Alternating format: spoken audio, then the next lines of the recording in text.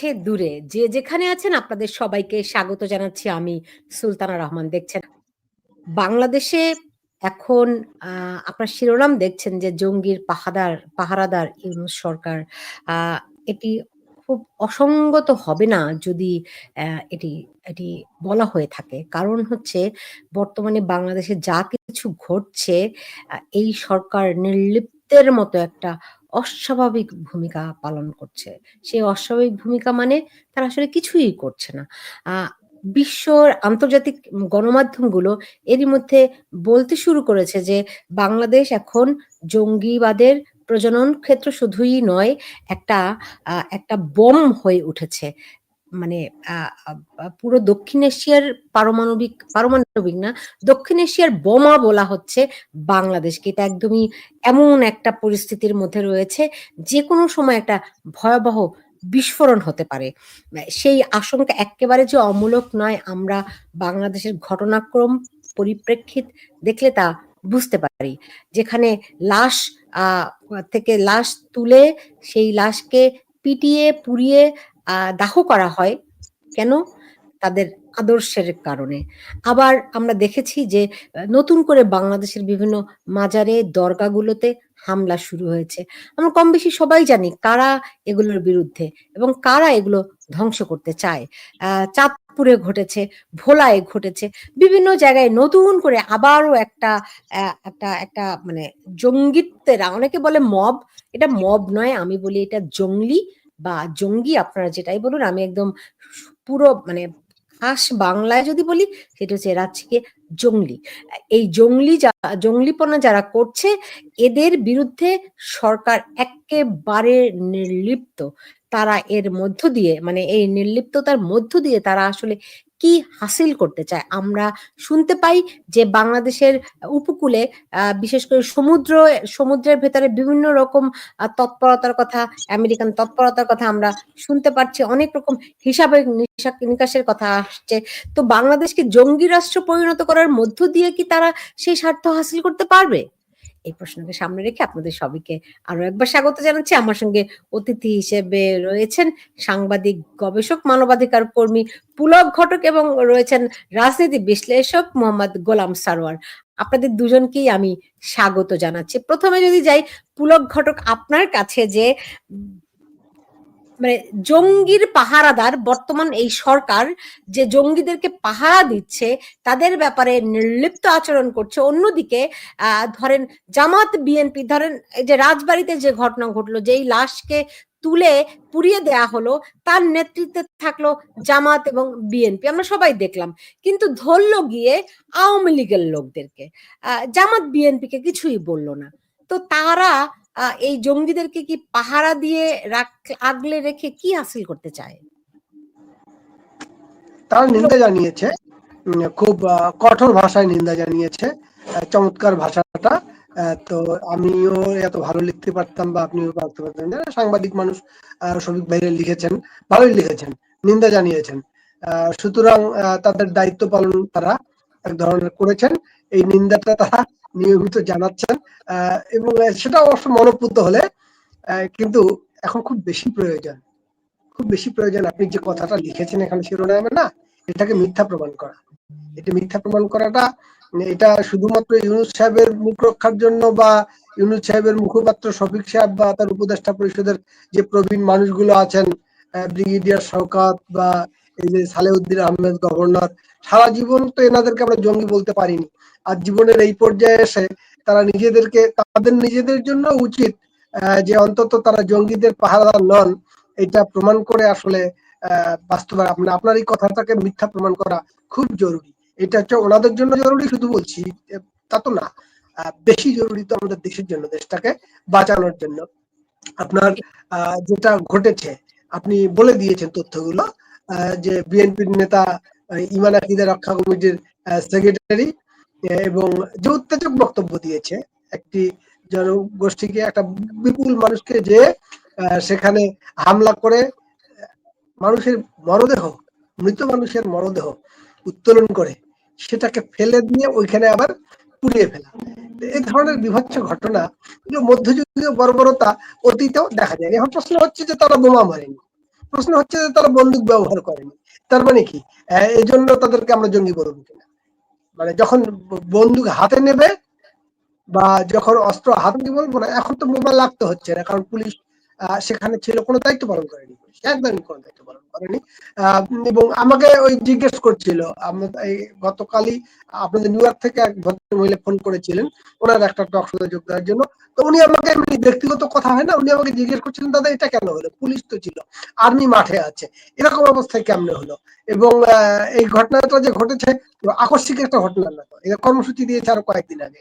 Police SP নিজে দান দরবার করেছে যে ওই যে ভদ্রলোক প্রয়াত হয়েছেন, মারা গেছেন, আপনার কি পাগলা, নুরুল পাগলা, ওনার নুরুল, উনি মারা যাওয়ার পরে ওনার মৃত্যুর আগে উনি ওনার একটা মরদেহ সমাধিস্থ করার একটা করেছিলেন, একটা স্তম্ভ করেছিলেন, সেটাতে ওনাকে সমাধিস্থ করা হয়েছে। এটা সাধারণত একটু উঁচু, এটাতে ধর্মের কোনো বাধা আছে? আমি কোন মাওলানাকে আমি ওপেন ফতোয়া এখন আমি দেখিনি, কিন্তু যে আপনার কবর এতটুকু উঁচু হতে হবে, এতটুকু নিচু হবে, না হলে ধর্ম শেষ হয়ে যাবে, এমন কোন ফতোয়া আমি স্পষ্ট দেখিনি। পুলক ঘটক, আপনার না অডিওটাতে খুব সমস্যা হচ্ছে, খুব নয়েজে, আপনি কি একটু চেক করবেন? আমি একটু গোলাম সারার ভাইয়ের কাছ থেকে এসে আমি আপনার কাছে আবার ব্যাক করছি, আপনি একটু দেখেন তো। আপনার হেডফোন যদি ব্যবহার করে থাকেন, আমার মনে হয় হেডফোনটা খুলে আবার শুরু করে দেখতে পারেন। একটু আমি আমার কাছে হেডফোন নেই, এটাই ইউজ করছি। আমি হেডফোন 2 দিনের মধ্যে চলে আসবে, আমি সেটআপ বদলাই ফেলছি। এখন একটা নয়েজ আসছে, আমি ট্রাই করছি, দেখি আমি অন্য ডিভাইস দিয়ে ঢোকার চেষ্টা করছি, আমি আপাতত বের হয়ে যাই। জি জি, আমি আরেকটা ডিভাইস করব। জি প্লিজ। গোলাম সারোয়ার, মানে ধরেন সরকার এই যে রক্ষা করছে জঙ্গিদেরকে, তারা জঙ্গি বলবে কিনা আমি ঠিক জানি না, কিন্তু ধরেন এই যে রক্ষা করছে, এদেরকে রক্ষা করার মধ্য দিয়ে মানে সরকার নিন্দা জানাচ্ছে। তো নিন্দা জানাচ্ছে মানে হচ্ছে যে তারা এই ঘটনা তাদের কাছে অনাকাঙ্ক্ষিত, কিন্তু সরকারকে আপনি কতখানি দায়ী করবেন এই ঘটনার জন্য? আনমিউট করেন, আনমিউট করতে হবে। ওকে, শোনা যাচ্ছে আমাকে? জি জি। ওকে, গ্রেট। আমি এই বিষয়টাকে খুবই স্ট্রাকচারড ওয়েতে দেখতে চাই। প্রথম কথা হচ্ছে যে ডক্টর ইউনূসের সরকার হচ্ছে একটা চরম দক্ষিণপন্থী সরকার, লাউড অ্যান্ড ক্লিয়ার। গত 14 মাস আমরা দেখেছি, বা 13 মাস 14 মাস যাই হোক না কেন, যে এই বিষয়ে আমার মনে হয় যাদের একটু রাজনৈতিক কাণ্ডজ্ঞান আছে তাদের কোনো সন্দেহ নাই যে ডক্টর ইউনূসের যে সরকার, সেখানে অনেক ফ্যাশন দুরস্ত মানুষ আছেন। আমরা ওনাদেরকে ব্যক্তিগতভাবে জানি, প্রচন্ড পড়াশোনা করা মানুষ, প্রচন্ড লিটারেট মানুষ, বিদেশের অনেক অভিজ্ঞতা আছে, কারো কারো বিদেশি পাসপোর্টও আছে, হ্যাঁ, সবকিছু ঠিক আছে। কিন্তু যে সরকারটা যাদের দ্বারা গঠিত, মানে যাদের রাজনৈতিক সাপোর্টে গঠিত, সেটা হচ্ছে একটা চরম দক্ষিণপন্থী রাজনৈতিক গ্রুপ বাংলাদেশে। সুতরাং ডক্টর ইউনূস যে চরম দক্ষিণপন্থীদের স্বার্থকে আগলে রাখবেন, প্রোটেক্ট করবেন, তাদেরকে কিছু হতে দেবেন না, বা তাদেরকে একটা স্বাভাবিক বিচারের মুখোমুখি করতে দেবেন না, এটা খুবই স্বাভাবিক। হ্যাঁ, এবং এটা শুধু যে আমি আজকে বলছি তা না, এটা আসলে অনেক দায়িত্বশীল মানুষ, সাংবাদিক এবং অন্যান্য মানুষেরা গত 6-7 মাস ধরে বলে আসছেন যে ডক্টর ইউনূসের সরকারটা হচ্ছে একটা চরম দক্ষিণপন্থী সরকার। বলতে আপনি কি বলছেন? আরেকটু সোজা করে যদি বলেন। মানে হচ্ছে চরম রাইট উইং, মানে জামাত ইসলামী সরকার। শোনেন, আমি আপনাকে, আপনি সাংবাদিক, আপনি আমার চাইতে অনেক ভালো জানেন, you are more well informed than me. আমাদের সুইডেনের একজন সাংবাদিক তাসনিম খলিল, উনি ঢাকায় একটা প্ল্যাটফর্মের সাথে সাক্ষাৎকারে উনি ক্লিয়ারলি বলেছেন, প্রায় 4-5 মাস আগে বা আরো আগে, উনি ক্লিয়ারলি বলেছেন যে এই সরকার হচ্ছে বেসিক্যালি জামাতের সরকার, জামাতে ইসলামী সরকার। এখন আপনি আমার দক্ষিণপন্থী শব্দটা যদি বুঝতে সমস্যা হয়, তাহলে আমি বলছি যে এই সরকার হচ্ছে জামাতে ইসলামী সরকার। জামাতে ইসলামীর বাংলাদেশে নির্বাচনের মধ্য দিয়ে সরকার গঠনের কোনো সম্ভাবনা নেই, আগামী 100 বছরেও নেই। জামাত ইসলামীর স্বাভাবিক ভোট হচ্ছে 3 থেকে 5%। যখন তারা বিএনপির সাথে টাই করে, তখন এই ভোটের প্রপোর্শন হচ্ছে 7%, ম্যাক্সিমাম 7 to 8%। আমরা দেখেছি হিস্টোরিক্যালি, তাই না? কিন্তু যেহেতু জামাত ইসলামীর সরকার গঠনের কোনো সম্ভাবনা নেই বাংলাদেশে, কিন্তু এই সরকারটা তারা পেয়েছে। ডক্টর ইউনূসের সরকারটা হচ্ছে জামাতে ইসলামী সরকার। এখন জামাতে ইসলামী সরকার যদি জঙ্গিদেরকে প্রোটেক্ট না করে, তাহলে আর কারা করবে? That's point 1। পয়েন্ট 2 হচ্ছে আমি আসলে জঙ্গি বিষয়টাকে একটা বেসিক ফ্রেমওয়ার্কে করতে চাই, এক্সপ্লেইন করতে চাই প্রথমে। যে আসলে জঙ্গি এটা তো আমরা আওয়ামী লীগের প্রোপাগান্ডা থেকেও আমরা জেনেছি, আবার অন্যান্য মানুষের কাছ থেকেও জেনেছি। জঙ্গি বিষয়টা কি? যারা প্রচন্ড রকমের যুদ্ধংদেহী, আগ্রাসী, উগ্র, যে আপনি যদি আমার মতো হ্যাঁ, আপনার কি এখনো মনে হয় যে আওয়ামী লীগ জঙ্গিদেরকে নিয়ে প্রপাগান্ডা করেছে? নো, আমি বলছি যে আওয়ামী লীগ না, এক ধরনের টু দ্য পয়েন্ট আসেন। আপনি বলেছেন জঙ্গি হচ্ছে আওয়ামী লীগের প্রপাগান্ডা। আজকে বাংলাদেশে আজকের এই মুহূর্তে দাঁড়িয়ে আপনার মনে হয় কিনা যে আওয়ামী লীগ প্রপাগান্ডা করেছে? যে যাদেরকে জঙ্গি কর্মকাণ্ডে জড়িত থাকার অভিযোগে যাদেরকে আটক করা হয়েছিল, তাদেরকে যখন এই সরকার ছেড়ে দেয়, যখন তারা অস্ত্র লুট করে নিয়ে যায় এবং দেশে একের পর এক জঙ্গি ঘটনা বাড়তে থাকে, আপনার কি মনে হয় কিনা যে আওয়ামী লীগ জঙ্গিদের বিরুদ্ধে যেই তৎপরতাগুলো চালিয়েছিল সেগুলি কোনো প্রপাগান্ডা ছিল কি ছিল না? না, আমি স্টিল মনে করি যে এটা পুরোটাই যে প্রোপাগান্ডা তা নাও হতে পারে। একটা বিষয় হচ্ছে যে আওয়ামী লীগের একটা বড় সমস্যার জায়গা হচ্ছে যে যারাই আওয়ামী লীগের সমালোচনা করে, যারাই আওয়ামী লীগের বিরোধিতা করে, তাদেরকেই আওয়ামী লীগ একটা কোনো না কোনো ধরনের ফ্রেমের মধ্যে ঢুকায় দেওয়ার চেষ্টা করে এটা। এবং তার একটা অত্যন্ত পপুলার ফ্রেম ছিল হচ্ছে জঙ্গি। মানে হচ্ছে যে ওকে, সে আওয়ামী লীগের বিরোধিতা করছে, তার একটা সে টুপি দাঁড়িয়ে আছে, সুতরাং তাদের জঙ্গি বানায় দাও। আমার টুপি দাঁড়িয়ে নাই, সুতরাং আমাকে অন্য কিছু বানায় দাও। এই রকমের একটা বিষয়। একটা দুটো কি এক্সাম্পল দিতে পারেন? নো, আমরা তো এটা দেখেছি। আমরা মানে পুরো বিষয়গুলোতেই আমরা দেখেছি। আমি নাম ধরে বলতে পারি কিছু এক্সাম্পল, কিন্তু সেটা হয়তো আমি যেহেতু সুপার ওয়েল ইনফর্মড না, আমি হয়তো বলতে পারবো না। যেমন মনে করেন যে আমাদের আওয়ামী লীগ আমলে আপনার কি মনে হয় ধরেন আসলে আওয়ামী লীগ জঙ্গিদেরকে নিয়ে প্রপাগান্ডা করেছে, এইটাই একটা প্রপাগান্ডা কিনা? না, আমি সেটা মনে করি না। আমি আপনাকে এক্সাম্পল দেই। মনে করেন আওয়ামী লীগ আমলে না, যে কেন মনে করেন না? কেন মনে করেন না? আজকে যখন আমরা এসে দেখছি যে বাংলাদেশে আসলে জঙ্গিদের যে তৎপরতাগুলো খুব স্পষ্ট, এবং 5ই আগস্টের পরে, আগে এবং পরে যেভাবে করে জঙ্গিদেরকে ছিনতাই করে নিয়ে যাওয়া হয়েছে, এবং এই জঙ্গিরা যেমন করে প্রকাশ্য ঘুরে বেড়াচ্ছে, তাদের কাছে অসংখ্য অস্ত্র আছে, সেগুলো উদ্ধারের কোনো তৎপরতাও নাই। তাহলে কেন আপনার মনে হয় না যে আওয়ামী লীগ মানে জঙ্গিদের বিরুদ্ধে যে কর্মকাণ্ডগুলি চালিয়েছে, এই কর্মকাণ্ডকে একটা নির্দিষ্ট গোষ্ঠী তারাই প্রপাগান্ডা হিসেবে দেখিয়ে আজকাল এই পরিস্থিতিতে সৃষ্টি করেছে? না, এর দুটো দিকই আছে। আপনি রাইট, ইউ আর রাইট।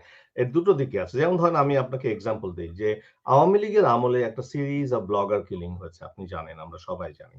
এবং এই ব্লগার হত্যাকাণ্ডগুলো নিয়ে আওয়ামী লীগ আসলে কোনো সৎ উদ্যোগ নেয়নি এগুলোর বিচার করার ক্ষেত্রে, তদন্ত করার ক্ষেত্রে। এমনকি সবচাইতে আম আ গুরুত্বপূর্ণ এবং সবচাইতে প্রচারিত যে হত্যাকাণ্ড, ডক্টর অভিজিৎ রায়ের হত্যাকাণ্ড, সেটা নিয়েও আমরা দেখেছি যে আওয়ামী লীগ সরকারের যথেষ্ট ঘাটতি ছিল, তাদের নিষ্ঠার ঘাটতি ছিল। কি বলেন আপনি গোলাম সারোয়ার? আপনি দেখুন, এই মাত্র কদিন আগে অভিজিৎ রায়ের যে ফারাবিকে তো মাত্র কদিন আগে ছাড়ে দেওয়া হলো। No, that's the Farabi point. Awami League আমলে আটক ছিল। That's the point. Farabi Abhijit রায়ের হত্যাকারী ছিল কি ছিল না সেটা ভিন্ন প্রসঙ্গ। কিন্তু ফারাবির হত্যাকাণ্ড, অভিজিৎ রায়ের হত্যাকাণ্ডকে আমার কাছে মনে হয় কি আওয়ামী লীগের দোষ দেওয়াটা সহজ, তারা যেহেতু রাজনৈতিক দল। না, বরং অভিজিৎ রায়ের খুব ঘনিষ্ঠ মানুষেরা, ইনক্লুডিং অভিজিৎ রায়ের সঙ্গী যিনি ছিলেন, তারা প্রথম থেকেই বলে এসেছিলেন যে Farabi is not the criminal, আপনারা আসল ক্রিমিনালকে খুঁজে বের করেন। এখন আপনি যদি শ্যাডো ক্রিমিনালকে দেখায় আপনি একটা হত্যাকাণ্ডকে অন্যভাবে নিয়ে যেতে চান, দ্যাটস প্রবলেমেটিক, তাই না? সো আমি এখন অভিজিৎ রায়ের আমার যতদূর মনে আছে, আমি তখন বাংলাদেশে আমি নিজেও ইনভেস্টিগেট করেছিলাম, যাদের বিরুদ্ধে তার সাঙ্গপাঙ্গদের মধ্য থেকেই তার খুব ঘনিষ্ঠ জনদেরকে বিরুদ্ধে এই হত্যাকাণ্ডের সঙ্গে জড়িত থাকার অভিযোগ পেয়েছিলাম, আমিও পেয়েছিলাম। কিন্তু এখন ধরেন তারা যদি জেনেই থাকে যে অমুকে হত্যা করেছে বা অমুকে জড়িত, দেখেন বুঝে রাখেন তো। আমাকে একটু বলতে দেন, আমি যেটা বলি সেটা হচ্ছে যে আপনি এক্সাম্পল চেয়েছেন, আমি এক্সাম্পল দিলাম যে আওয়ামী লীগ তাদের তাদের দলীয় বলেন বা সরকারি উদ্যোগের দিক থেকে বলেন, এমন কোন নিষ্ঠা দেখাতে পারে নাই যাতে আমরা বিশ্বাস করতে পারি যে ব্লগার হত্যাকাণ্ড গুলোর সিরিজ অফ ব্লগার হত্যাকাণ্ড গুলোর একটা সুষ্ঠু তদন্ত হয়েছে। এটা আওয়ামী লীগ দেখাতে পারে নাই। এটা হচ্ছে আমার পয়েন্ট। আপনি ডিসএগ্রি করতে পারেন, আমি বলছি না, আমি আপনার সঙ্গে এখানে এগ্রি করি, আমি আপনার সঙ্গে এগ্রি করি যে যেভাবে করে ব্লগারদেরকে হত্যা করা হয়েছে, মানে তাদেরকে সেটার বিচারের প্রক্রিয়া আওয়ামী লীগ করেছে, কিন্তু ব্লগারদের নিরাপত্তা আওয়ামী লীগ দিতে সম্পূর্ণভাবে ব্যর্থ। আমি মনে করি না যে তারা বিচারিক প্রক্রিয়াটাও সুষ্ঠুভাবে করতে পেরেছে। তদন্তই হয়নি সুষ্ঠুভাবে, বিচারিক প্রক্রিয়া তো আরো পরের বিষয়। That's point 1। পয়েন্ট 2 হচ্ছে যে আওয়ামী লীগ নিজেই যাদেরকে আমরা আজকে জঙ্গি বলছি, সেই মানুষগুলোর সাথে আওয়ামী লীগ আসলে অ্যালাইন করেছে, টাই আপ করেছে, তাই না?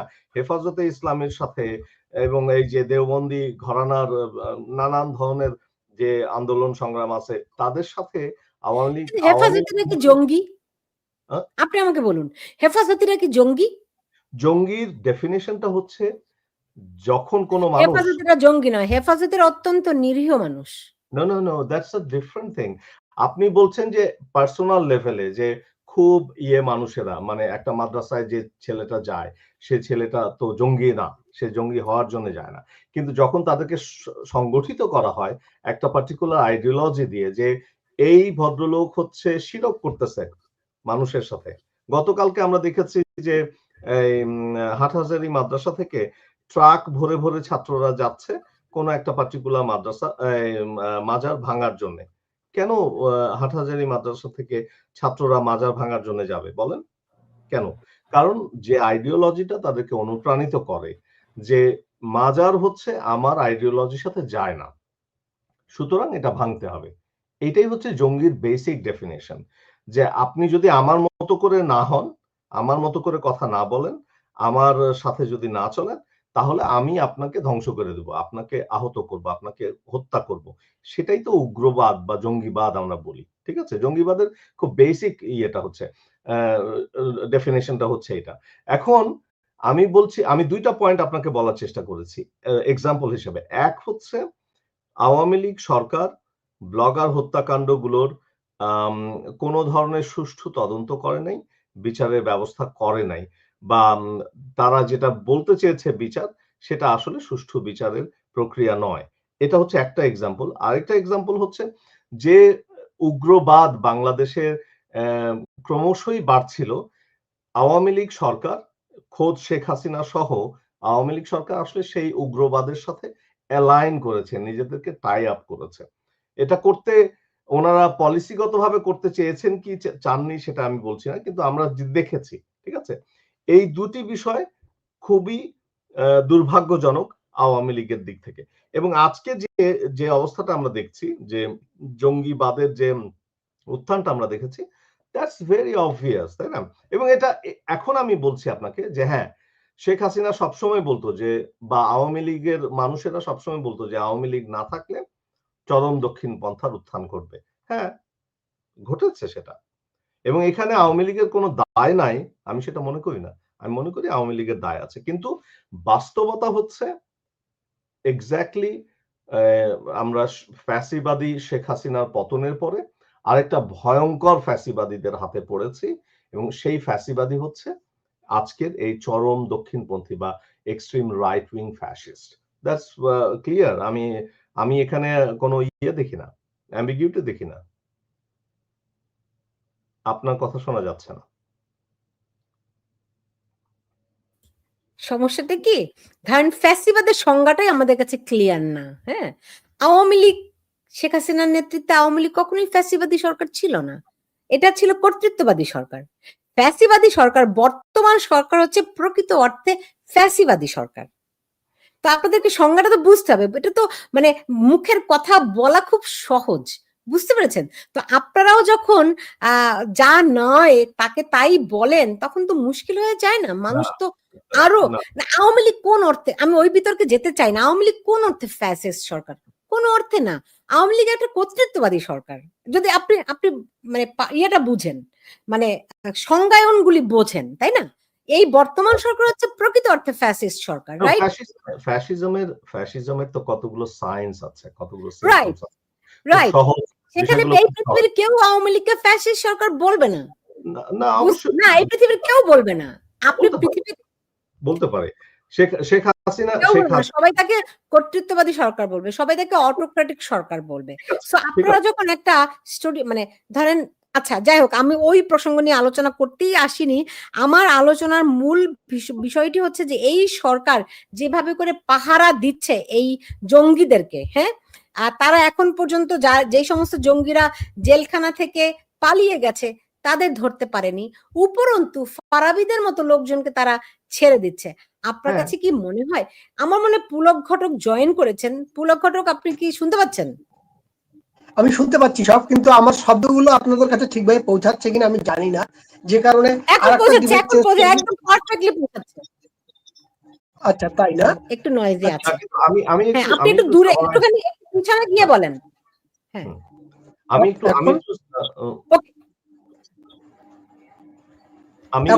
আপনি বেশি, ঠিক আছে, আপনি একটু দূরত্ব রেখে কথা বলুন, তাইলে হবে।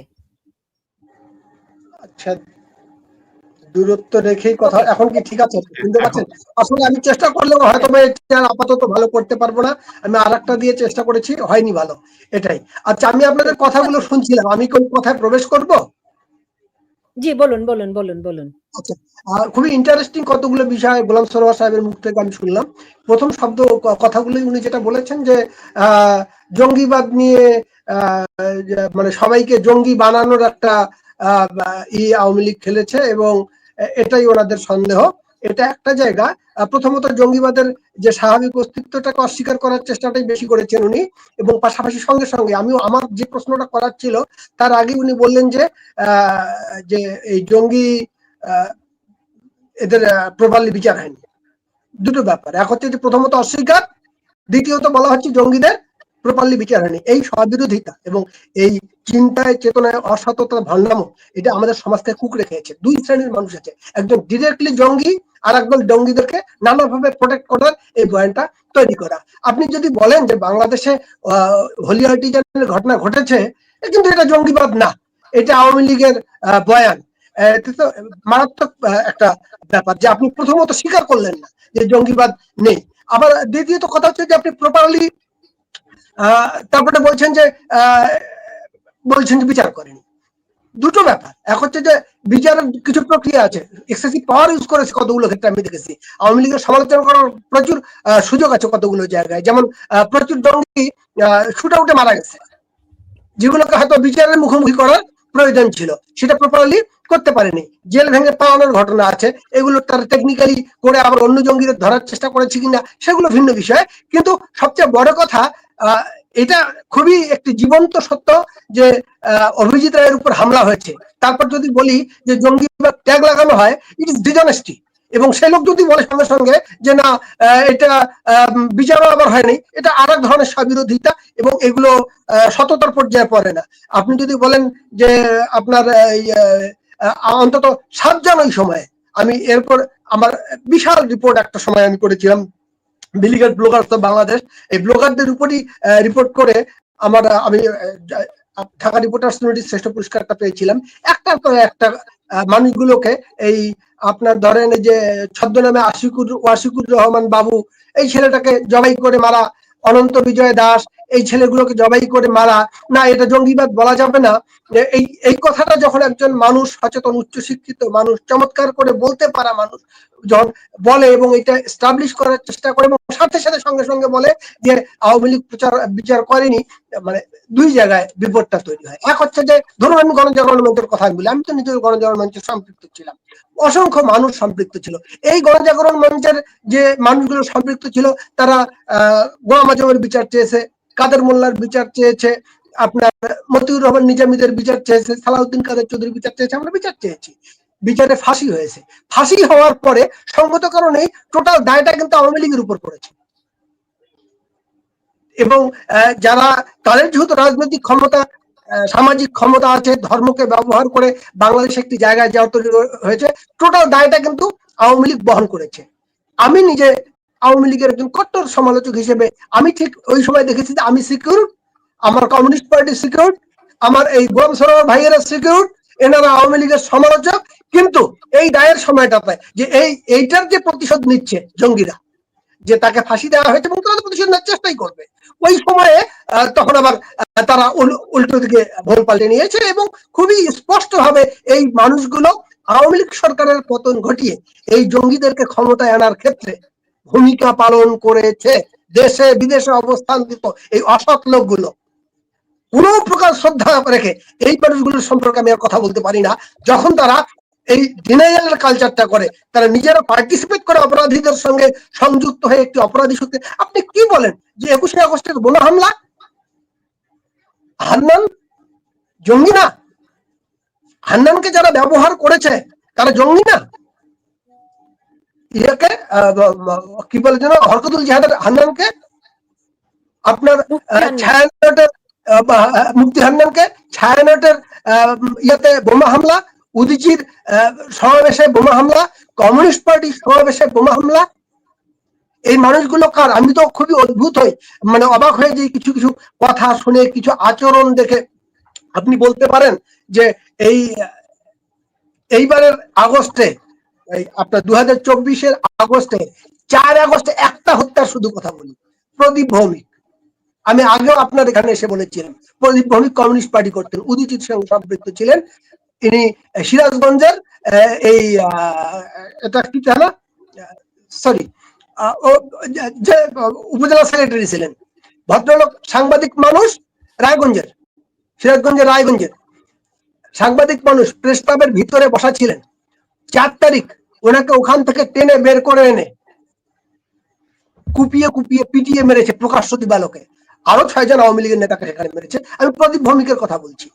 প্রদীপ ভৌমিক যখন মাঠে জাতীয় প্রেস ক্লাবের সামনে উদীচী এই জঙ্গিদের যারা মারছে তাদের সঙ্গে বসে সংহতি জানিয়ে সঙ্গীত পরিবেশন করছে, সিপিবি বিবৃতি দিচ্ছে, টুকটাক মিছিল করছে, এবং দেশে বিদেশে এই তাদের সহযোগী লাল বদর বাহিনী, তারা এটাকে সংহতি প্রকাশ করছে। আপনি বলেন যে প্রদীপ ভৌমিকের হত্যাকারী শত শত মানুষ, সংখ্যায় কিন্তু কম না, এরা সশস্ত্র ছিল, এদের হাতে বোমা ছিল না, গুলি ছিল কিনা আমি জানি না, কিন্তু চাপাতি ছিল। এই চাপাতি বাহিনীকে আমি কি বলবো, এটা 4 তারিখের কথা বলছি, 4 আগস্টের কথা বলছি, যে 5 আগস্ট শেখ হাসিনার সরকারের পতন হলো তার আগের দিনের কথা বলছি। ওখানে এনায়েতপুর থানায় পুলিশদেরকে পিটিয়ে মেরে ফেললো, এরা জঙ্গি কিনা? এখন আপনি বলছেন জঙ্গিকে ক্রাইটেরিয়ায়, কোন ক্রাইটেরিয়া ফেলবেন? নিঃসন্দেহে আওয়ামী লীগ অথরিটেরিয়ান গভর্নমেন্ট ছিল, কোনো সন্দেহ নাই। যে মানুষগুলো নিজেদের মতো করে সংজ্ঞা তৈরি করছে, নিজেদের মতো করে সংজ্ঞা তৈরি করছে, নিশ্চয়ই উচ্চশিক্ষিত মানুষ ফ্যাসিবাদ কি জিনিস এই জিনিসটা জানিস। ফেসিবাদ কাকে বলে? পৃথিবীর দেশে দেশে ফেসিবাদের উদাহরণ এনাদের কাছে, এনারা ওয়েল আওয়ার, এনাদের অবহিত নন, এনারা তার নন, কিন্তু এরা ওয়ার্ডটা ইউজ করতেছে ফ্যাসিবাদী। এখনো পর্যন্ত এই শব্দটা উচ্চারণের জন্য যে আপনারা মিথ্যাচার করেছেন এবং অসততা করেছেন, এই সব শব্দ ব্যবহার করে মানুষকে মিসগাইড করেছেন, দেশে বিদেশে অপপ্রচার করেছেন, এটার জন্য সরি বলার সময় ঠিক তখনও দাঁড়িয়ে আপনি বলছেন, চোখের সামনে আপনি দেখতেছেন যে একটি বাংলাদেশকে কোন জায়গায় আপনারা নিয়ে গেছেন এবং এদের সহযোদ্ধা আপনারা। এই অবস্থায় এসে আপনি যখন বলছেন যে এটা এখনো ফেসিবাদ ওয়ার্ড, এগুলো মাইন্ডুল ল্যাঙ্গুয়েজ, আপনি কোন ল্যাঙ্গুয়েজে কথা বলছেন?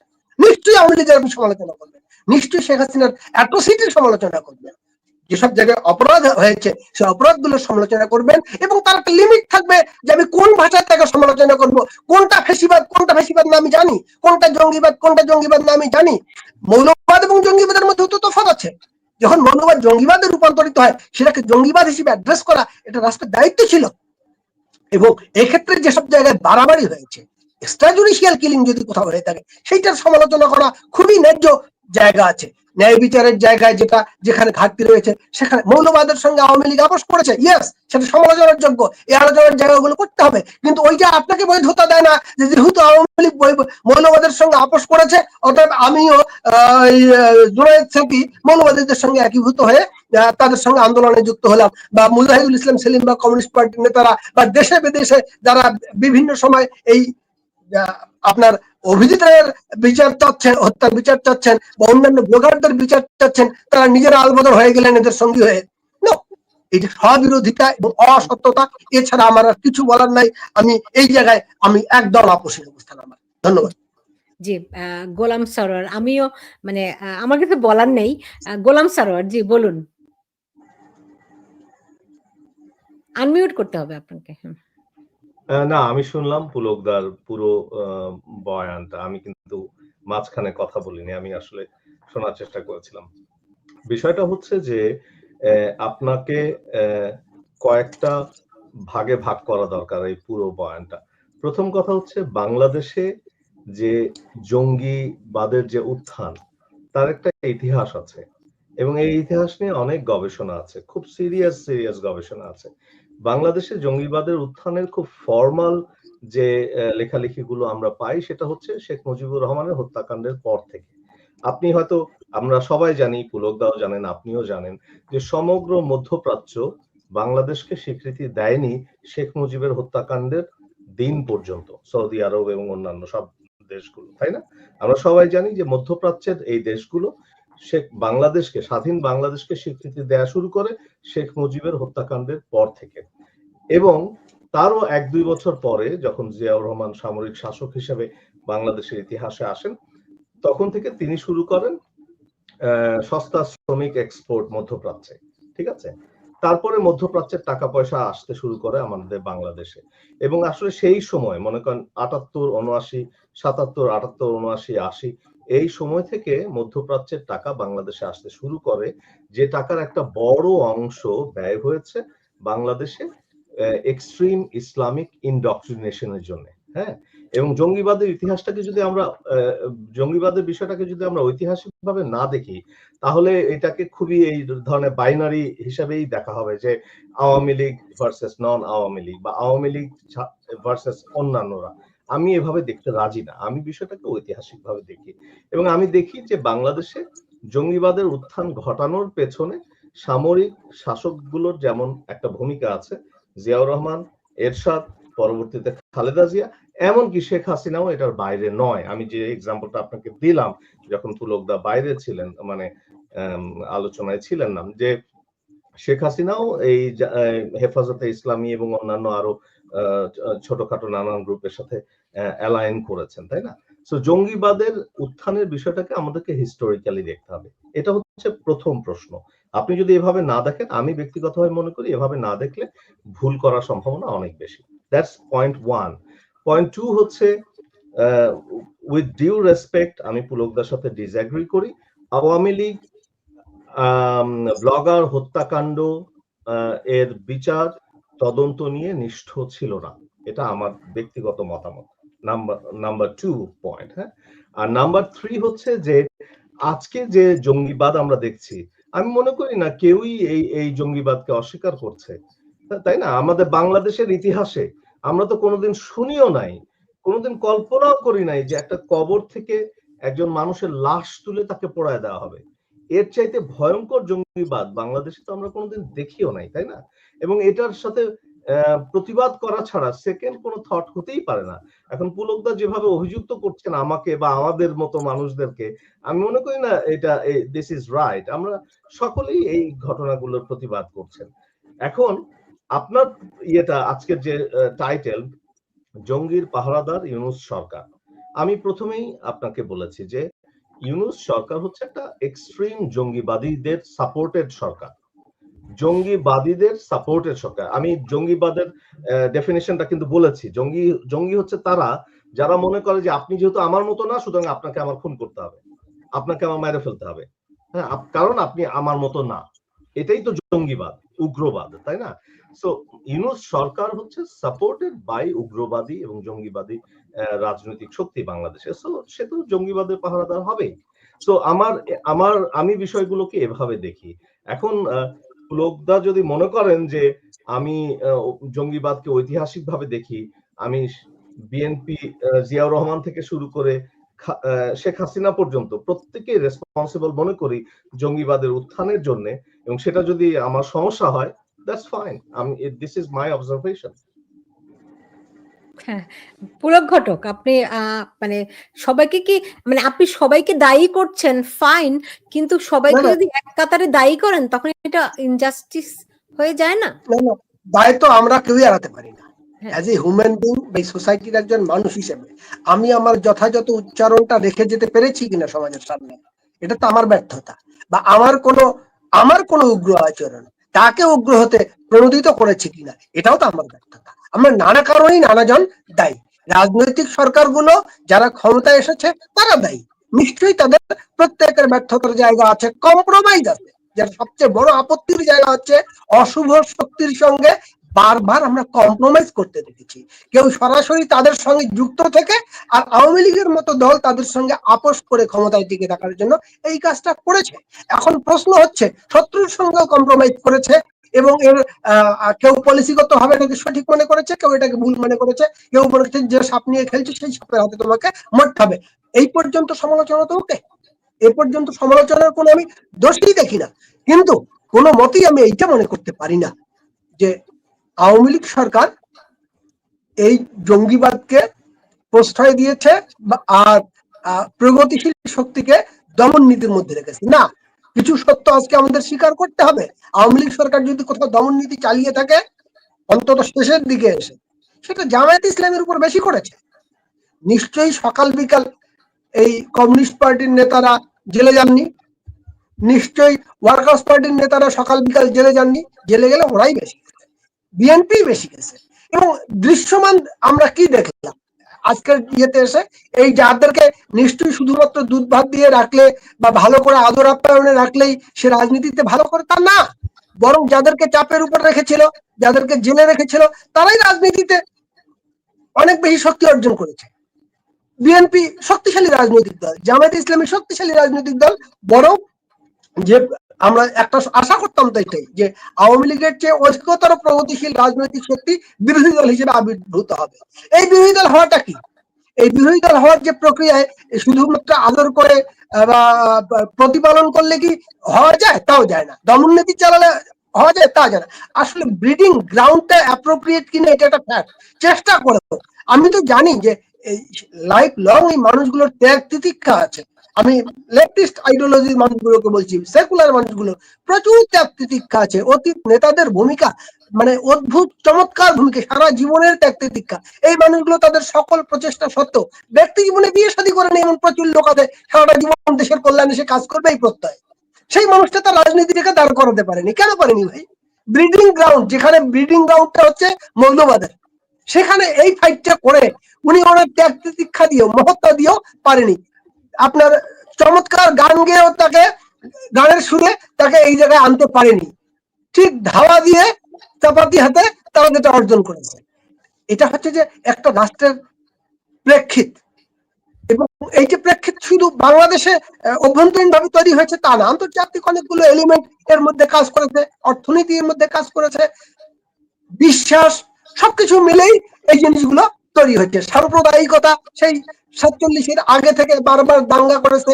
একটা অদ্ভুত ধরনের সেন্টিমেন্ট বাংলাদেশে, ইন্ডিয়া ভার্সেস বাংলাদেশ, এই যে সাইকোলজি, যেখানে সবচেয়ে বেশি মিত্র হওয়ার কথা, যে দেশ স্বাধীন করে আমাকে স্বাধীন করে দিয়েছে, সব ধরনের সহায়তা করেছে, শত্রু ভাবাপন্ন মনোভাব বাংলাদেশের মানুষের মধ্যে তৈরি হয়। কি কারণে? Religious faith. ওই যে দাঙ্গা করেছে, ওই সেন্টিমেন্ট রয়ে গেছে, ওই মানে হিন্দু মুসলিম অবিশ্বাস এবং হিন্দু মুসলিম দাঙ্গা দেশ বিভক্ত করে পাকিস্তান তৈরি করেছিল। সেখান থেকে সেকুলার বাংলাদেশ প্রতিষ্ঠা হওয়ার পর আমরা তো সেই এলিমেন্ট মানুষের মনোযোগ থেকে পুরোপুরি যায়নি। সেই এলিমেন্ট নিয়ে দেশে রাজনীতি করে সফল হওয়া যায় আমরা দেখেছি। সুতরাং যে মানুষগুলো ভালো মানুষ, তারাও সেকুলার পলিটিক্স করতে যে পুরোপুরি সফল হয়েছে ক্ষমতায় না গিয়েও, তাও তো আমরা বলতে পারছি না। যারা ক্ষমতায় গেছে তারাও ফেল করেছে, আওয়ামী লীগ ক্ষমতায় গেছে, আওয়ামী লীগও ফেল করেছে, ওই জায়গায় পারেনি। যারা ক্ষমতায় যেতে পারেনি, শুদ্ধ রাজনীতি করেছে যদি আমরা বলতে চাই, তারা সেই শুদ্ধ রাজনীতি করেও তারা সফল হয়নি। আসলে আমি মনে করি না যে তাদের সবার চেষ্টায় ঘাটতি ছিল। তাদের চেষ্টার মধ্যেও ত্যাগ তিতিক্ষা থাকলেও অনুকূল পরিবেশ, অনুকূল আবহাওয়াটা হয়তো পাইনি। এই বাস্তবতায় আমি যদি দায়ীর কথা বলি, দায়ী তো আমরা কেউই এড়াতে পারবো না ভাই। ওরা ক্ষমতায় থেকে, আপনি ক্ষমতার বাইরে থেকে, আমি ক্ষমতার বাইরে থেকে একজন সমালোচক হিসেবে বা আমার কার্যক্রমের মধ্য দিয়ে, এইরকম দায় আমাদের নানা রকমের আছে, বিভিন্ন জনের, বিভিন্ন মহলের বিভিন্ন রকমের দায় আছে, কোনো সন্দেহ নেই। ধন্যবাদ। জি জি, গোলাম সরোয়ার, আপনার কি মনে হয় যে ধরেন কিছু মানুষ আছে যারা ওই গরুর রচনার মতো, হ্যাঁ, যে কোনো কিছুকে টেনে টুনে ওই গরুর রচনার মধ্যে নিতে হবে, রাইট? যাই আসুক না কেন, তো প্রশ্ন যাই হোক না কেন, ঘুরে ফিরে আওয়ামী লীগের কাঁধে বন্দুকটা রাখতে হবে, রাইট? মানে এই প্রবণতাটা কি বর্তমান সময়ে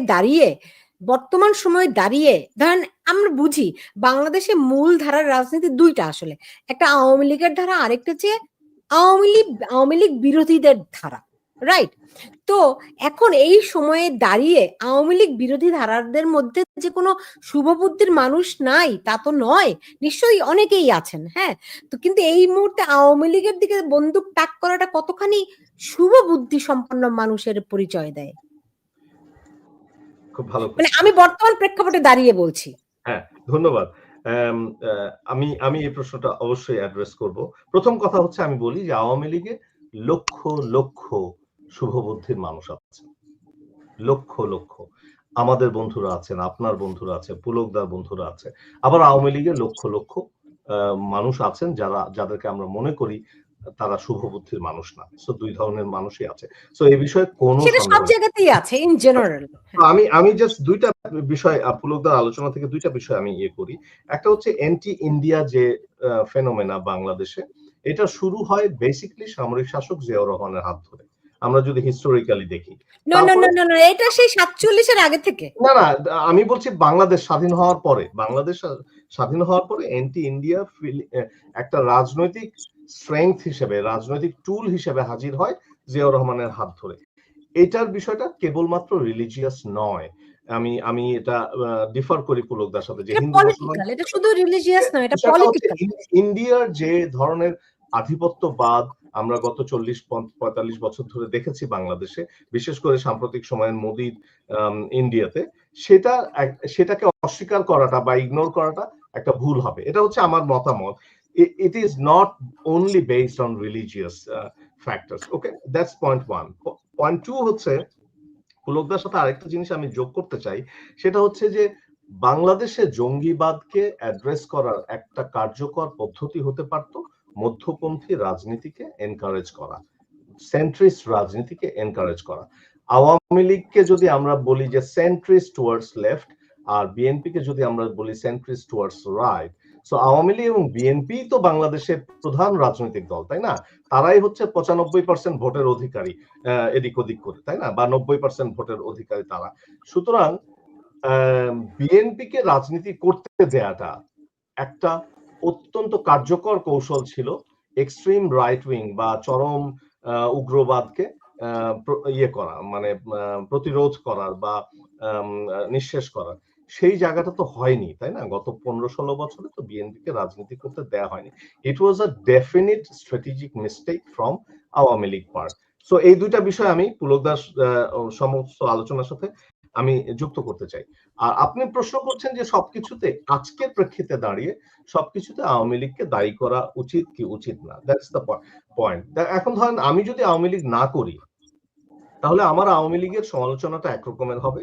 আর যিনি আওয়ামী লীগ করেন, খুবই কনসিয়েন্স ওয়ালা একজন মানুষ, খুবই সচেতন একজন মানুষ যিনি আওয়ামী লীগ করেন, তিনিও আওয়ামী লীগকে সমালোচনা করবেন, তার আওয়ামী লীগের সমালোচনাটা একরকমের হবে। ঠিক আছে? আমি মনে করি না যে সমস্ত কিছুতে আওয়ামী লীগকে বন্দুক দাগানোর কোনো কারণ আছে। আজকে আমরা যেটা দেখছি ডক্টর ইউনূসের সরকারে, সেটা আসলে আওয়ামী লীগের আমলের চাইতেও জঘন্য নানান বিষয়ে। হ্যাঁ, আপনি যদি স্টেট বলেন, বিউরোক্রেসি বলেন, নাগরিকের সাথে সম্পর্ক বলেন, সমস্ত কিছুতে আরো জঘন্য, ভয়ঙ্কর জঘন্য। ঠিক আছে? আমরা ইউনূসের এই জঘন্য দিকগুলো আমরা সমালোচনা করতে চাই, ঠিক আছে? দ্যাট ডাজন্ট মিন যে আওয়ামী লীগ আমল ইউনূস খুবই খারাপ, তার মানে আওয়ামী লীগ খুবই ভালো। আমি সেভাবে দেখি না আর কি। আওয়ামী লীগের সমালোচনাটা আওয়ামী লীগের মতো করে রাখতে হবে, ইউনূসের সমালোচনাটা ইউনূসের মতো করে রাখতে হবে। জি, দেখুন কেউই তো আর সমালোচনার ঊর্ধ্বে নয়, এবং সমালোচনার মধ্য দিয়েই যে কোনো দল, যে কোনো ব্যক্তি পরিশুদ্ধ হয়ে ওঠে। ওই সমালোচনা সহ্য করার মতো মানসিকতাও থাকতে পারে, যেটি আমাদের বাংলাদেশের কোনো পক্ষেরই নাই আর কি। হ্যাঁ, তো এখন আমি আপনি যদি বলছিলেন যে আওয়ামী লীগের একটি বড় মিস্টেক হচ্ছে যে বিএনপিকে রাজনীতি করতে না দেয়া, আপনার কি মনে হয় যে আজকে আওয়ামী লীগের রাজনীতি নিষিদ্ধ করা হয়েছে, তাকে নির্বাচন করতে দেয়া হবে না, এটি কত ধরনের কত কত মানে কতটা বড় ধরনের ভুল বর্তমান সরকার করতে যাচ্ছে? এই প্রশ্নটি আপনার কাছে রাখলাম আমি আপনি যদি ফিরবো। আমাকে ব্যক্তিগতভাবে প্রশ্ন করেন, আমি ব্যক্তিগতভাবে মনে করি রাজনৈতিক দলকে নিষিদ্ধ করা যায় না। Loud and clear. রাজনৈতিক দলকে কেন নিষিদ্ধ করা যায় না? কারণ বাংলাদেশে আমি যদি শুধুমাত্র ভোটের পরিসংখ্যান নেই, বাংলাদেশে ৩ কোটি মানুষ আওয়ামী লীগকে ভোট দেয়। আপনি আওয়ামী লীগকে নিষিদ্ধ করা মানে হচ্ছে আপনি এই ৩ কোটি মানুষের অধিকারকে খর্ব করছেন। Can you do that? আপনি এটা করতে পারেন? আপনি পারেন না। সুতরাং রাজনৈতিক দলকে নিষিদ্ধ করা যায় না। ঠিক আছে? এই একই ভুল কিন্তু আওয়ামী লীগও করেছিল ছাত্র শিবির বা জামাতে ইসলামী এদেরকে নিয়ে। ঠিক আছে? রাজনৈতিক দলকে নিষিদ্ধ করা যায় না। রাজনৈতিক দল নিষিদ্ধ করার মানে হচ্ছে আপনি আসলে তার সমর্থকদের অধিকার ক্ষুণ্ণ করছেন যারা বাংলাদেশের নাগরিক। যেটা করতে হয় রাজনৈতিক দলকে ইররেলেভেন্ট করে দিতে হয়। যে আমি আমার কর্মসূচির মধ্য দিয়ে, আমার প্রকল্পের মধ্য দিয়ে একটা নির্দিষ্ট রাজনৈতিক মতামতকে, রাজনৈতিক দলকে আমি অপ্রাসঙ্গিক করে দেব। ঠিক আছে? আমাদের দেশে যদি মুক্তিযুদ্ধের আইডিওলজিটাকে আমরা এস্টাবলিশ করতে পারতাম properly through out the generations, তাহলে জামাতে ইসলামী বাংলাদেশে প্রাসঙ্গিক থাকতো না। ঠিক আছে? এখন প্রশ্ন হচ্ছে যে ইউনূস সরকার আওয়ামী লীগকে নিষিদ্ধ করেছে। আমি এটা প্রতিবাদ করি পার্সোনালি। আমি মনে করি দিস ইজ আ ফান্ডামেন্টালি রং একটা আইডিয়া। নাম্বার 1। নাম্বার 2 হচ্ছে ইউনূস সরকার তো দূরের কথা। জামাতে ইসলামী বা এই যে আমাদের যে কিংস পার্টি কি নাম জানো? এনসিপি। এনসিপি। এনসিপি। এনসিপি বা জামাতে ইসলামের কোনো ক্ষমতাই নেই আওয়ামী লীগকে অপ্রাসঙ্গিক করে দেওয়ার। কোনো ক্ষমতা নেই। ঠিক আছে? কারণ আওয়ামী লীগের যে যে বেস, যে ভিত্তিভূমি, সেটা বাংলাদেশে মনে করেন আরো ১০০ বছর লাগবে এই মানুষগুলো সব মরে যাওয়ার জন্য। তাতে যদি আওয়ামী লীগ বাংলাদেশ থেকে শেষ হয়ে যায় আর কি। ঠিক আছে? সো আপনার প্রশ্নের উত্তর হচ্ছে খুবই সিম্পল, যে আমি রাজনৈতিক দল নিষিদ্ধ করার বিষয়টাকে আমি ফান্ডামেন্টালি ভুল মনে করি, রং মনে করি, অনুচিত মনে করি। সেই অর্থে আওয়ামী লীগকে নিষিদ্ধ করার বিষয়টা একটা হাস্যকর প্রপঞ্চ। কারণ আপনি আওয়ামী লীগকে নিষিদ্ধ কইরা এই ৩ কোটি মানুষের রাইটকে আপনি খর্ব করছেন। যে যেভাবেই ব্যাখ্যা করেন না কেন। জি, আমি কি উত্তরটা দিতে পারলাম? জি। হ্যাঁ, পুলক ঘটক, আমি জানি আপনার মনে অনেকগুলো উত্তর দলমচা পাকিয়ে আছে। জি, বলুন। না, সরোয়ার ভাইয়ের কয়েকটা কথা ঠিক আছে, কয়েকটা কথার সঙ্গে আমার ভিন্ন মত আছে। আমি প্রথমত ওই যে আপনার এই কথাটার সঙ্গে আমি একমত না যে আওয়ামী লীগকে সবকিছুকে দায়ী করা হয় এই জন্য উষ্মা প্রকাশ। আওয়ামী লীগকে সবকিছুতে দায়ী করুক না মানুষ, এবং এই দায়ী যখন হবে এবং তাকে প্রপারলি অ্যাড্রেস করতে হবে, সে কথাগুলোর জবাব দিতে হবে। এটা আওয়ামী লীগের সমর্থকদের দায়িত্ব। আমি মনে করি যে সমালোচনা এবং সবকিছুতেই দায়ী করুক আওয়ামী লীগ। আমি যেমন আমার মনে হয় আপনি আমার আমার প্রশ্নটি বুঝতে পারেননি। আমার প্রশ্নটি হচ্ছে যে বর্তমানে বাংলাদেশের যেই অবস্থা, বাংলাদেশের পুরো স্ট্রাকচার ভেঙে পড়েছে, এবং এই এই রাষ্ট্রকে পুনরুদ্ধার করা একটা অসম্ভব রকম একটা চ্যালেঞ্জ হয়ে দাঁড়িয়েছে। যারাই আপনি যদি খুব গভীরভাবে দেখেন, বাংলাদেশের পুরো রাষ্ট্র কাঠামোটাই ভেঙে পড়েছে। তো সেইখানে দাঁড়িয়ে আমাদের উচিত এখন ঐক্যবদ্ধভাবে এই দেশটাকে কিভাবে আমরা পুনরুদ্ধার করতে পারি সেই দিকে আগানো। সেটি না করে অনেক মানুষকে দেখি কথায় কথায় শুধুমাত্র, এখনো ধরেন ১ বছর ধরে করেছেন, তার আগে করেছেন, ওকে ফাইন, কিন্তু এখন এই মুহূর্তে যেই বিষয়টি দরকার সেখানে না দেখে দেখে পুরো এখন আওয়ামী লীগের দিকে বন্দুক তাক করছে। আমি সেই জন্য বলছি যে কথায় কথায় তাদের দিকে বন্দুক তাক করাটা এই বর্তমান প্রেক্ষাপটে দাঁড়িয়ে কতটা সঙ্গত, এবং ধরেন কারো সবকিছুকে সমান করা আর একটা প্রবণতা, ধরেন এই ইউনূস খুব খারাপ কাজ করেছে, বিএনপি খুব খারাপ করেছে, তমুকে খুব খারাপ করেছে, আওয়ামী লীগ খুব খারাপ কাজ করেছে, রাইট? এইরকম করে সবাইকে একটা একই সমান্তরালে আনার মানসিকতাটা আমার মনে হয়েছে ভয়ঙ্কর। সেই জন্য আমি আর কি কথাটা বলছি। যাই হোক, আমি আশা করি আমি আপনাকে বোঝাতে পেরেছি। আমি আমার কথাটা বলি, সেটা হচ্ছে যে দায়ী বর্তমান যে অবস্থা, যে ভঙ্গুর অবস্থা দেখছেন, এর চেয়েও ভঙ্গুর অবস্থা মুক্তিযুদ্ধের পরে সেখান থেকে বাংলাদেশ ঘুরে দাঁড়িয়েছে। দেশই ছিল না, সেখান থেকে বঙ্গবন্ধুর আমলে বাংলাদেশ একটা জায়গায় এসেছে এবং সেই সময়ে জাসদের উত্থান, সেই সময়ের ইতিহাস তা আরো একরকম। আচ্ছা, তারপরে বঙ্গবন্ধু মৃত্যুর পর একটা সময় গেছে, আজকে শেখ হাসিনা বেঁচে আছে বটে, কিন্তু সিচুয়েশনটা একই রকম। ধরো ফ্রিডম পার্টি ক্ষমতায় আছে এখন, বঙ্গবন্ধুর কিলাররা যেরকম একই সেন্টিমেন্টের মানুষ, যারা শেখ হাসিনাকে মেরে ফেলতে পারেনি কিন্তু আফসোসটা রয়ে গেছে, এবং ওই সেন্টিমেন্ট ওই বোধের জায়গাতে ক্ষমতায় আছে। আচ্ছা, এখন দায়ী করার ব্যাপারটা যা হোক, প্রত্যেকে তার নিজ অবস্থান থেকে দায়ী করে। আমি আমার বক্তব্যে একটা কথা সবসময় বলি, আপনার এখানে একদিন এসে আমি বলেছিলাম যে আমি ওই রকম নিরপেক্ষ মানুষ না ভাই, আমি যেটা বিশ্বাস করি আমি সেটা বলি, এবং এটা কখন কার পক্ষে যাবে বিপক্ষে যাবে আমার যায় আসে না, কিন্তু আমি আমার পক্ষে থাকি। আমি যেটা মনে করি আমি সেটাই বলি, এবং এইটা করতে গিয়ে শেখ হাসিনা একটা সমালোচনা করতে গিয়ে খালেদা জিয়ার এক লাইন সমালোচনা করে ব্যালেন্স করতে হবে, এই নীতিতে আমি কোনোদিন বিশ্বাস করি না। যে জায়গাতে শেখ হাসিনার সমালোচনা আমি শেখ হাসিনার সমালোচনা করবো, যে জায়গায় খালেদা জিয়ার সমালোচনা সেখানে আমি খালেদা জিয়ারই সমালোচনা করবো, বা আমার যদি মনে হয় যে আমার শেখ হাসিনা পছন্দ বেশি, আমি শেখ হাসিনারই প্রশংসা করবো, বা আমার খালেদা জিয়ার এতে আমার মনের ভাবটাই আমি প্রকাশ করতে চাই। এখানে আমার নিউট্রাল হওয়ার আমার কোনো দায় নেই। আমি মিথ্যা কথা বললে সেটা মানুষের ধরা উচিত। ভারত বিরোধিতার জায়গায় ভাই যে কথাটা বলছেন, এটার সঙ্গে আমি একমত না, আপনার সঙ্গে একমত না। রাজনৈতিক তো বটে, রাজনীতি তো আছে, কিন্তু ভারত বিরোধিতাটা মুখ্যত সাম্প্রদায়িকতা, এটা আন্তর্জাতিক সাম্প্রদায়িকতা, এটা কোনো সন্দেহ নেই। ভারতের কর্তৃত্ববাদী আচরণ কি?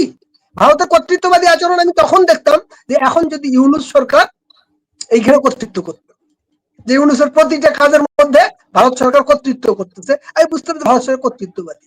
যদি ফ্রেন্ডলি গভর্নমেন্ট থাকে, গভর্নমেন্ট যদি স্বীকার করে যে আমাকে এই যে ডিস্টার্ব করতেছে ভারত, আমার এই কাজটা করতে দিচ্ছে না, তখন আপনি বলতে পারেন যে আমার এই জায়গায় কর্তৃত্ববাদী অবস্থান ভারতের। আওয়ামী লীগ যদি তাদের সঙ্গে ফ্রেন্ডলি হয়, আওয়ামী লীগ যদি নিজেই তাদের সঙ্গে অনুকূল হয়, তাদের সঙ্গে বন্ধুত্ব সুলভ হয়, সেক্ষেত্রে কে কার উপর কর্তৃত্ব? ভারত কি কর্তৃত্ব? আমার একটা জায়গায় দেখান তো, এই বাংলাদেশ থেকে একজন বাঙালি ছেলেকে যুক্তরাষ্ট্র জাস্ট এসেছে, তুলে নিয়ে বিমানবন্দর থেকে চলে গেছে, এমন রেকর্ড আছে যুক্তরাষ্ট্র, একটা স্বাধীন সার্বভৌম দেশ থেকে। এটা হয়েছে এর আগে বিএনপির আমলে, নামটা আমি ভুলে গেছি ছেলেটার, ওদের দেশের অপরাধী মনে করছে, বাংলাদেশ থেকে জাস্ট ওদের আর্মি বা পুলিশ এসছে, তুলে নিয়ে চলে গেছে। এই মুহূর্তে যুক্তরাষ্ট্রের সঙ্গে যে আলাপ আলোচনা গুলো সরকারের হয়েছে, বলা হচ্ছে যে অনেক অপ্রকাশিত চুক্তি। আপনি বলেন তো, যুক্তরাষ্ট্রের সঙ্গে বাংলাদেশের কর্তৃত্বের সম্পর্ক না বন্ধুত্বের সম্পর্ক? বা কোন দেশের সঙ্গে বাংলাদেশ এক পার সমকক্ষ, যার সঙ্গে সমকক্ষ অবস্থানে থাকে বাংলাদেশ? ভাই, রিয়ালিটি হচ্ছে আপনার শক্তি আপনাকে মর্যাদা দেয়, আপনার অবস্থান আপনারা তৈরি করে দেয়। আপনি ভারতের চেয়ে বেশি শক্তিশালী দেশ হয়ে ওঠেন, ভারতের সঙ্গে চোখে চোখ রেখে কথা বলা, যে মৌখিক কথা বলতে হবে না, এসব বাজে কথা। একবারও নরেন্দ্র মোদী বলে নাই যে আমি ডোনাল্ড ট্রাম্পের সঙ্গে চোখে চোখ রেখে কথা বলবো, কিন্তু রিয়ালিটি হচ্ছে তারা চোখে চোখ রেখে কথা বলতেছে, because they have the ability, তাদের ওই সামর্থ্যটা আছে। ভারতের সঙ্গে আমি এক পার না, এই সহজ সত্যটা বুঝতে হবে। ভারত একটি বড় রাষ্ট্র, আর্থিক ক্ষমতা বেশি, নানা ক্ষেত্রে আমাদের সীমান্তটা চারদিকে ঘেরা, কিন্তু তারা যে কর্তৃত্ববাদী, কি কর্তৃত্ব করেছে? দৃশ্যমান একটা তো আমাকে বলতে হবে যে এই জায়গায় তারা কর্তৃত্ব করেছে, এই রিলেশনশিপ গুলো আমার জন্য ক্ষতিকর হয়েছে, এই চুক্তিগুলো তারা জোর করে চাপালো যেটা আমার জন্য সমস্যা হচ্ছে, বা আমি করতে চাইনি তারা জোর করে। কোন জায়গায় কর্তৃত্বটা? রাজনৈতিক ক্ষেত্রে তারা যদি তাদের পছন্দের কোন রাজনৈতিক শক্তিকে বাংলাদেশে সমর্থন করে তাদের ভালো লাগার জায়গায়, আপনি এই জায়গায় কি করবেন? আমি জামাতকে পছন্দ করি না, জামাতকে করবো না, মানে এই ব্যাপারগুলো আপনি যে কর্তৃত্ববাদী বলবেন না, ওই কর্তৃত্ববাদের কারণে বাংলাদেশে ফুটবল খেলায় হাজার হাজার মানুষ বা ক্রিকেট খেলায় ভারত বিরোধী হয় না। মানে ঠিক যখন পাকিস্তানের সঙ্গে খেলাটা হয়, পাকিস্তানের সঙ্গে আমাদের দূরত্বটা অনেক বেশি, তার পক্ষে এই জনগণ দাঁড়ায় যায়। সিম্পলি তার মুসলিম ব্রাদারহুড সেন্টিমেন্ট, এটা এর কোনো কারণ নেই, নাহলে ওই দেশটার সঙ্গে তার বৈরিতাপূর্ণ মনোভাবই হওয়ার কথা। যদি এইখান থেকে মানে 10,000 মাইল দূরের ওয়েস্ট ইন্ডিজের সঙ্গে খেলা হয়, বা 30,000 মাইল ওয়েস্ট ইন্ডিজের সঙ্গে খেলা হয়, বাংলাদেশের জনগণ ভারত ওয়েস্ট ইন্ডিজ খেলা হলে তখন দক্ষিণ এশিয়া ইউনিটি হয় না। আমরা একটা দেখেছি, সাইকোলজিটা আছে ওয়েস্ট ইন্ডিজ। না, আমি কথাটা শেষ করি, তারপর আপনি আমাকে এখন বাধা দিয়েন না, কথা শেষ করে আমি নিজেই ক্লোজ করবো আমার কথা। আচ্ছা, এবং ঠিক পাকিস্তান ক্ষেত্রে অন্যতায় না, মানুষের সাইকোলজিতে সমস্যা আছে ভাই, এবং এই সাইকোলজির এই প্রবণতাটা ধর্মভিত্তিক, এই কথাটা অস্বীকার করলে এটাও আমরা আসলে নিজেরা নিজেদেরকে ঠকাই। আচ্ছা, এবার বিএনপি কে রাজনীতি করতে না দেওয়ার প্রসঙ্গে আমাকে একটু কথা বলতে হবে। যে কথাটা ভাই বলে গেছে, না বিএনপিকে রাজনীতি করতে দেয়নি তা না, জামাতকে রাজনীতি করতে দেয়নি তাদের মতো করে, কিন্তু বিএনপিকে রাজনীতি করতে দিয়েছে, ক্ষমতা আসতে দেয়নি। বিএনপিকে প্রপার একটা ইলেকশনের মধ্য দিয়ে আওয়ামী লীগ ক্ষমতা আসতে দেয়নি, নির্বাচনে গাফিলতি হয়েছে আমার মনে হয়েছে। এবং আমি 3টা ইলেকশনের আমি নিজে কভার করেছি মাঠে থেকে, চোখের সামনে আমার দেখা অভিজ্ঞতা বলে প্রথমবার ইলেকশনটা সে বিএনপির একটা মানে বয়কট করা এক ধরনের ভুল ছিল, বয়কট করার পর সেটা প্রতিহত করতে পারে নাই। 15ই ফেব্রুয়ারির নির্বাচন আওয়ামী লীগ প্রতিহত করতে পেরেছিল বয়কট করার পরে বিএনপি আমলের সেই নির্বাচনটা, কিন্তু আওয়ামী লীগের নির্বাচনটা ওইভাবে প্রতিহত করে ক্ষমতা ফেলা দিতে পারেনি, এটা বিএনপি। দ্বিতীয়বার তারা যখন ইলেকশনে আসলো, ওই ইলেকশনটাতে বোঝাপড়া ছিল। ইলেকশনে দুপুর 11টা দিকেও কিনা মরার জন্য মির্জা ফখরুল ইসলাম আলমগীর বলতেছে নির্বাচন সুষ্ঠু হয়েছে, বিকেলে যে বলতে শুরু করলো নির্বাচনটা ঠিক হয় নাই, সব আসন। ব্যাপারটা ছিল এক ধরনের, এবং আগের রাতে ভোট হয়ে গেছে এই যে অভিযোগটা, একটা মিডিয়া আগের রাত থেকে প্রচার করতে পারলো না। এই পুলিশ প্রশাসনে, এই আর্মিতে এত বড় বিশাল দল, তাহলে একটা লোকও নাই। আমরা মিডিয়া বলতে পেরেছি যে এই ধরনের কু হচ্ছে, একটা রাতের বেলায় ভোট হয়ে যাবে, কোনো মিডিয়া প্রকাশ করতে পারেনি। টোটাল ফেলিওর, আমার মিডিয়ার ফেলিওর। যদি আওয়ামী লীগ ওইটা করে থাকে, ওইরকম যদি রাতের ভোট করে থাকে, বিএনপির ফেলিওর। ওখানে নেগোসিয়েশন ছিল রে ভাই, তোমাকে এতটা আসন দেব, তুমি সেটা নিয়ে চুপচাপ থাকো না, এইটা হয়তো কম বেশি হয়ে গেছে। আর একটা কথা, ক্ষমতা দেয়নি, ক্ষমতা দেওয়ার মতো কারণ ছিল না, গণতন্ত্র ছিল না জন্য। ক্ষমতা দেওয়ার কোনো কারণ ছিল না 21 আগস্ট হওয়ার পর ভাই, ক্ষমতা দেওয়ার কোনো কারণ ছিল না এই এনাদেরকে ফাঁসি দেওয়ার পরে, এই মতিউর রহমান নিজামী বা এদেরকে। তখন বাংলাদেশ হোস্টেল জায়গায় চলে গেছে, তখন রাজনীতিটা চলে গেছে যে শেখ হাসিনা ক্ষমতাচ্যুত হলে তাকে এই পরিণতি ভোগ করতে হবে। 21 আগস্ট শেখ হাসিনাকে বুঝিয়ে দিয়েছে যে এই হত্যাকাণ্ড প্রমাণ করে যে এরা সুস্থ রাজনীতিরা ক্ষমতা পাইলে এরা মানুষকে, বিরোধী দলের নেতাদের সবাইকে মেরে ফেলতে চায়। যখন একজন মানুষ দেখে যে আমি ক্ষমতায় গেলে সবকিছু করতে পারি, 10টা ভালো কাজও করতে পারি, আর বাকি 10জনকে শাসনের উপরেও রাখতে পারি, আর যদি ক্ষমতা হারাই তাহলে 21 আগস্ট হয়, নাহলে জেলে যাইতে হয়, বেইজ্জতি দিতে হয়, তার কাছে ক্ষমতা প্রায়োরিটি হবে না গণতন্ত্র প্রায়োরিটি হবে? না, শেখ হাসিনা পরের টার্মে গণতান্ত্রিক ছিলেন না, এইটা কথা আমি খুব ওপেনলি বলি। ক্ষমতা তার কাছে 1 নম্বর ছিল, ক্ষমতা তার কাছে প্রায়োরিটি হয়ে গিয়েছিল, কারণ অপোজিশনেও গণতন্ত্র ছিল না, ক্ষমতা হস্তান্তরের গণতান্ত্রিক প্রক্রিয়াটা কার্যকরী আর তখন ছিল না। বাংলাদেশের রাজনীতি, সমাজনীতি একটা হোস্টাইল পজিশনে চলে গেছে। এই বাস্তবতাটাকে আমাদের স্বীকার করে আসলে ব্যাপারগুলো দেখতে হবে। ভাই কিছু করার নেই, গণতান্ত্রিক না, এই যারা এসছে ক্ষমতাটা প্রমাণিত সত্য যে ক্ষমতা নেওয়ার পরেই তারা চেহারা বুঝাই দিচ্ছে যেটা তারা গণতন্ত্রের জন্য লড়াই করেনি, তারা গণতন্ত্র চায়নি, বিএনপিও গণতন্ত্র চায়নি, তারা ক্ষমতা চাইছে, জামাতও ক্ষমতা গণতন্ত্র চায়নি। এই যে বাস্তবতাটা, এটা শেখ হাসিনা পরের টার্মে, আগের টার্মগুলোতে ওনাদের একটা গণতান্ত্রিক সেন্টিমেন্ট ছিল, বাংলাদেশের মানুষকে গণতন্ত্র দিতে হবে। পরবর্তীতে ওরা দেখেছে গণতন্ত্র না, ক্ষমতায় থাকলে সব পাওয়া যায়, তাই হয়েছে বাংলাদেশে, এবং আগামীতেও আমি তাই হবে বলে আমারও ধারণা। এই লড়াইগুলো একটা রক্তক্ষয়, এবং কতদিন আমরা পরিশুদ্ধ হবো আমরা জানি না, এটা আমার চিন্তা ভাবনা। জি, বুঝতে পেরেছি। গোলাম সরোয়ার, আমরা দেখতে পাচ্ছি ইদানিং আওয়ামী লীগের বেশ কিছু মিছিল আমরা দেখতে পাই, এবং বেশ বড় ধরনের মিছিলই দেখতে পাচ্ছি। কি মনে হচ্ছে আপনার, আওয়ামী লীগের পায়ের আওয়াজ পাওয়া যাচ্ছে? না দেখেন, আওয়ামী লীগ তো বাংলাদেশের একটা প্রধান দল, আমি যেটা বললাম, তাই না, যে ধরেন মেরে কেটে হলেও 3 কোটি মানুষ আওয়ামী লীগকে খুব কনসিয়াসলি সাপোর্ট করে বা ভোট দেয়, বা আওয়ামী পন্থী বা ডিফারেন্ট স্পেকট্রামে, মানে কট্টর থেকে লাইট থেকে কট্টর, তাই না? তো সুতরাং আওয়ামী লীগের লোকজন তো আসবেই, মিছিল করবেই। এখন বাংলাদেশ সরকার, এখনকার যে সরকার, সেই সরকারটা তো, আমি যেটা বললাম শুরুতেই, যে আপনারা একমত না, বাট আমি আমার রাজনৈতিক বোধ থেকে মনে করি যে আমরা এক ফ্যাসিবাদকে সরাই আরেক ফ্যাসিবাদকে নিয়ে আসছি, এবং যে ফ্যাসিবাদী সরকার এখন বাংলাদেশে আছে সেটা আরো উগ্র, চরম দক্ষিণপন্থী ফ্যাসিবাদী সরকার। এই সরকারের পক্ষে সম্ভব নয়।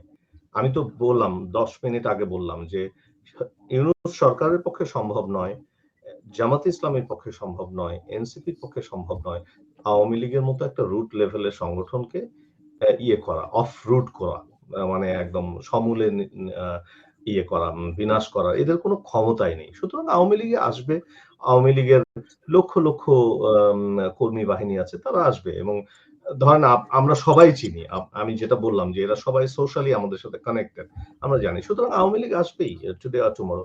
কিন্তু অনেকে জি, প্রশ্নটা কি বলুন? প্রশ্নটা হচ্ছে যে কোন লিডারশিপ আওয়ামী লীগকে নিয়ে আসবে? সেই লিডারশিপটার উপরে নির্ভর করছে, হ্যাঁ? এখন আমি ওই বিস্তারিত বিতর্কে যেতে চাই না।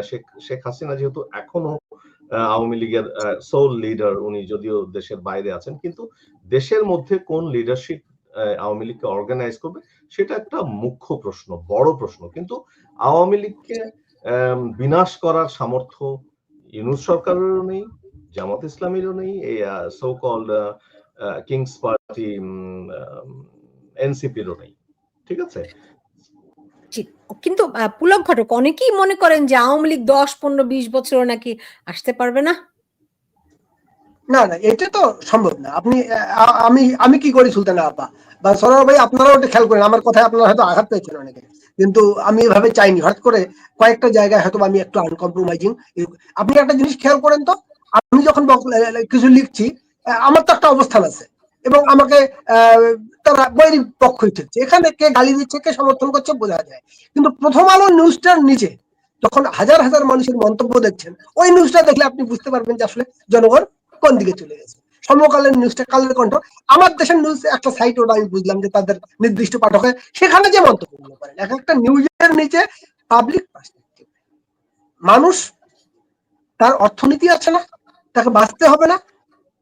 সুলতানা আপা, শুধুমাত্র গাজী সাহেবের এই যে বীর মুক্তিযোদ্ধা গোলাপ বীর প্রতীক একজন, তাকে তুলে নিয়ে গেছেন, অপদস্থ করেছেন, জেলে রেখেছেন, ভালো কথা। তার কারখানা জ্বালিয়ে দেওয়া, ওই মানুষটা শেষ হয়েছে শুধু গাজী বাংলাদেশের একেবারে প্রথম শ্রেণীর একটা চমৎকার পরিচ্ছন্ন প্রতিষ্ঠান, কোটি কোটি টাকার খেলাফিরের, হাজার কোটি টাকা তাও না। এবং তারা তার ঠাকুরদাদার আমল থেকে, দাদার আমল থেকে তারা ব্যবসায়ী, তারা মানে রাবারের ব্যবসায়ী গিয়েছিলেন। আমি সাক্ষাৎকার নিয়েছিলাম। তার কারখানাটা জ্বালিয়ে দেওয়া এবং সেখানে দুই এক লোক সরকার হিসেবে মারা গেছে।